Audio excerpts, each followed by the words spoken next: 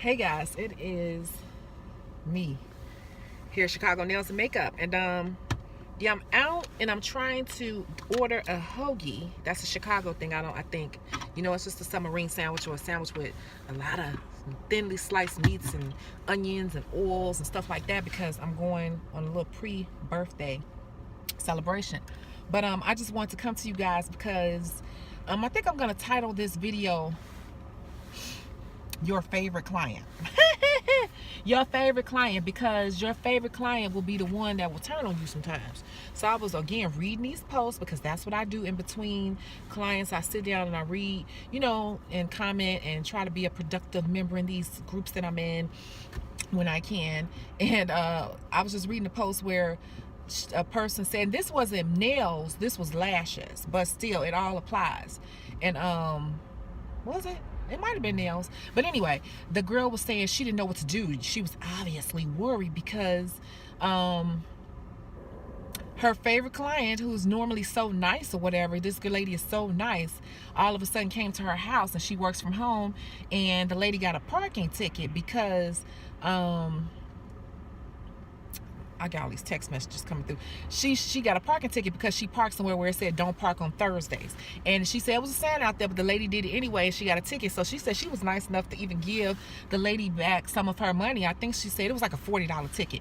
And she gave the lady $20 back, and the lady still came at her saying, and I quote, I will call the people on you. I will get you in trouble. I have done it to others before. Really? She never mentioned that in any of that conversation you all had, did she? And that she will do that, and just basically threatening the woman. That's a threat. And so she said she offered to, I think she gave her some more back, and the lady still was like threatening her, going back and forth.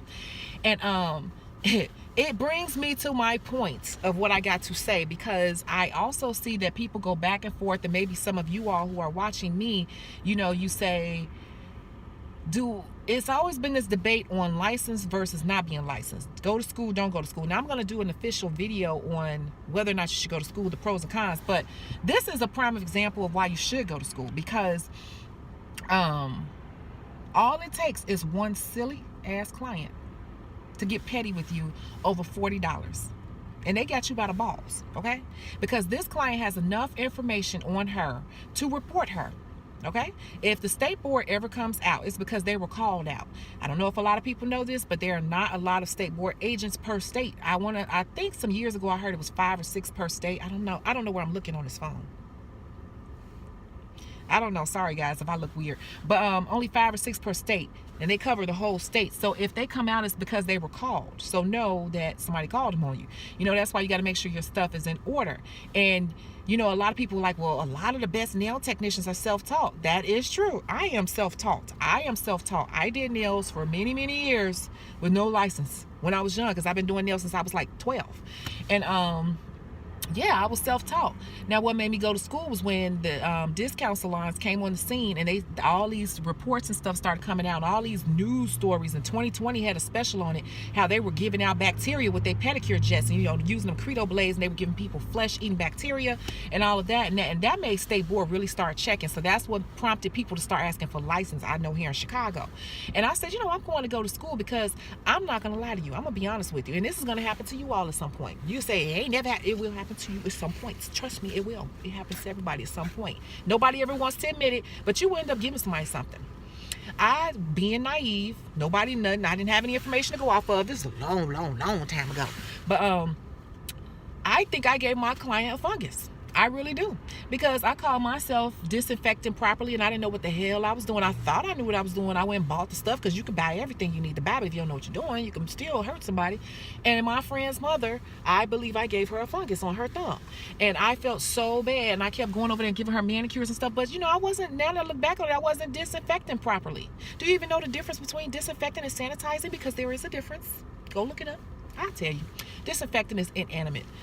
Sanitation is on skin. So SS, skin. That's how you differentiate the two. So I didn't even disinfect my stuff correctly. I was soaking my stuff in bleach, thinking I was doing more than the most. That was not enough.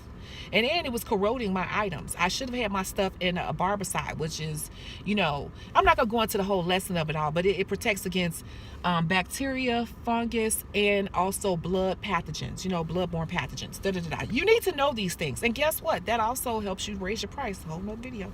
But back to this. This lady was afraid because she could call state board on her. She had enough information to do so. You could say, well, she didn't know her name, her address. She could have moved, or you can move certain lines. And guess what? Your social media. All they gotta do is give them your social media and they can find you. State board want to find you, they can find you. So my advice to that girl really is just get a lady rest of her money, because really she got you by the balls, and that's my whole point. Your most favorite person in the world, the one person that love you and kiki with you and might bring you a little candy, a little soda, whatever when they come. Make them mad one time and you might see a whole nother side to them. You don't notice people like that. Not for real, for real. You really don't. I got plenty of clients I'm cool with. I done been to their house. I go to their birthday parties. I buy them gifts for their birthday. I spoil the crap out of my clients. As much stuff I talk, and as hard as I sound on here, I love and spoil my clients. They already know. I give them wine and get them drunk, and I cook and extra everything for them, for the right ones. But at the same time, I still know that people will flip on you. I've seen it happen way too many times. That happened to me. I learned that lesson when I was like 15. So I say all that to say, yes, you should go to school. You can go to school if you want to. I don't have money for school. Yes, you do. How many rhinestones you buy this week? Yes, you do. How many supplies you buy this month? Yes, you do. Did you go out and party with your friends? You got it. If you want it. But see, y'all gonna keep playing. It don't happen to a lot of people. You really taking a chance every time you allow someone that you don't know, you work on them and you cutting their cuticles and you pushing them back and you accidentally nicking them with the drill. You not. Most people, I ain't gonna lie, I never hardly see people disinfect their drill bits in between clients. I rarely see people do that. People reusing the same drill, the same file, person to person. You know, like it could take one little thing, or the person could have gave themselves, you know, fungus or anything could have happened. They'll blame you for it because they're not gonna tell you the whole truth, and they'll blame you for it. You don't want to be walking around freaked out like that. You know, like that can happen. It will happen at some point. I have a client I've been doing for 20-some years. She came back to me. She's been out on surgery, but she came back to me. She said, well, look at my thumb. And her whole thumb was about to fall off when I took her nail off. And I was like, shoot, I've been doing her for over 20 years. And I'm like, what you been doing? And I just got talking to her. She's like, nothing. And I kept talking to her, you know, because the truth gonna come out. So she had to say while she was recovering in the bed, I've been trying to take care of my keep my nails up, and you know I got my little toolkit. I said, oh, there we go. This like 30 minutes into the service.